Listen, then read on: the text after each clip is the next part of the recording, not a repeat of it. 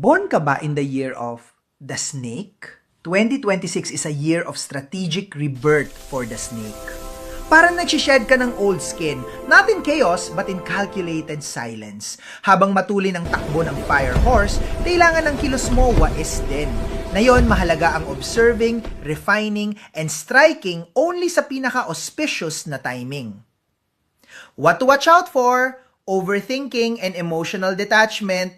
Dahil mas analytical ka this year, pwede mong i-delay ang decisions hanggang mawala ang timing. Ingat din sa secrecy. Not everything needs to be hidden. Caution dahil meron kang negative stars. Malaki ang chances for missed opportunities due to hesitation. Fire horse energy ay hindi naghihintay. Kung masyado kang nag-a-analyze, someone else will take the slot meant for you. Career and money. 2026 ay nagbibigay ng opportunity sa snake for strategic wins, pero not necessarily maingay na success. Auspicious kung ang career mo ay consulting, finance, psychology, teaching, healing, spiritual work, content creation. Nakaka-attract ka opportunities through reputation, kaya ingat sa enerhiya ng inggit at sabotahe. Love and Relationships 2020 ay intense drama. Pero mas kailangan ng mga snake na maging selective. Singles ay pwede makakilala through learning spaces, therapy, spiritual communities, or online conversations. Sa mga in a relationship, mas mapapalakas ang pansasama through truth-telling and emotional vulnerability.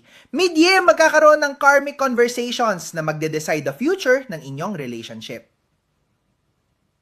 Health and energy. Your biggest health concern ba this year is mental and emotional balance. Watch for insomnia, anxiety, eye strain, neck and shoulder tension.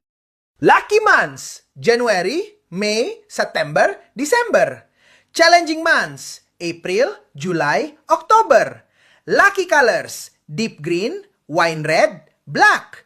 Lucky direction: southeast for wealth, north for wisdom. Mga kanan swerte! Kung gusto mo ng specific personalized astrological strategy para maging success ang inyong 2026, PM nyo ako, Master Hans Kwa, the Philippines' most trusted feng shui expert.